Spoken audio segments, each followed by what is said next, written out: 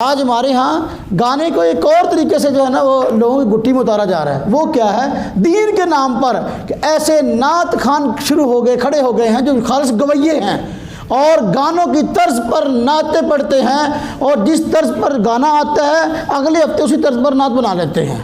یعنی اب وہ طرز کس سے سیکھ رہے ہیں؟ گانے سے۔ آپ مجھے بتائیں کہ ایک نعت خوان بندہ جو ہے وہ گانے کی طرز پر نعت کب سیکھے گا؟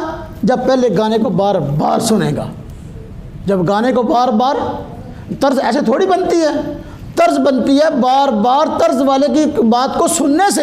جو گانے کی طرز پر نعت پڑھے گا پہلے گانے کو سنے گا، بار بار سنے گا، آپ مجھے بتائیں کہ اس کا ایمان کہاں باقی رہے گا؟ حضور نبی پاک صلی اللہ علیہ وسلم کو فرمانا ہے الغناء ينبت النفاق فی القلب کما ينبت الماء الزر، کہ گانا دل کے اندر منافقت اس طرح پیدا کرتا ہے جس طرح پانی جو ہے یہ کھیتی کو پیدا کرتا ہے۔ اگر بندہ گانے کے طرز پہ نعت پڑھتا ہے تو ایسا بندہ نفاق سے کیسے بچ سکتا ہے؟ ہم اپنے مسلمانوں کے سٹیج پر، ہم اپنی مسجدوں کے اندر، ہم اپنے مدارس کے اندر اگر پروگراموں پر ایسے بندوں کو بلائیں جو کہ گانے کے طرز پہ نعت پڑھنے کے عادی ہیں اور اسی انداز کو اپنانے کے عادی ہیں، میرے بھائیوں کہیں ہم جو ہے اس بے حیائی کو پھیلانے کے اندر جو ہے وہ شریک نہ ہو جائیں۔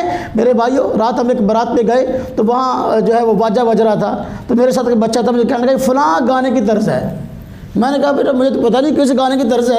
تو دیکھو جب بندہ نعت سنے گا، نعت خوان کے منہ سے مسجد میں آ کر جب نعت خوان ابھی شروع کرے گا نا نعت، پہلے اس کے الفاظ ہوں گے اس طرز کے ساتھ، بندے صاحب کے کان کھڑے ہو جائیں گے، دیکھو فلاں گانے کی طرز ہے کہ نہیں؟ تو گویا آج گانا گانے والوں نے لوگوں کے حلق میں گانے کی محبت اتارنے کے لیے جو ہے وہ گانے کے طرز پر نعتوں کو پڑھنا شروع کر دیا۔ گویا کہ جو مزہ لوگ پہلے گانے سے لیتے تھے آج وہ مزہ جو ہے وہ نعت شریف سے لینا چاہتے ہیں۔ میرے بھائیوں، نعت شریف کا ایک اپنا اجر اور ثواب ہے، اور اس کو اچھی طرح سے پڑھیں جو طرز آپ کو آتا ہے۔ اس لیے جو قرآن کریم ہے اس کو گانے کے طرز پر پڑھنا منع ہے۔ حضور نبی پاک صلی اللہ علیہ وسلم کا فرمانا ہے اقرأ القرآن بالحول عرب، کہ قرآن کریم کو عرب کے لہجے پر پڑھو۔ قرآن پاک کو گانے کے طرز پر پڑھنا جائز نہیں ہے۔ نعت شریف کو گانے کے طرز پر پڑھنا کیسے جائز ہوگا؟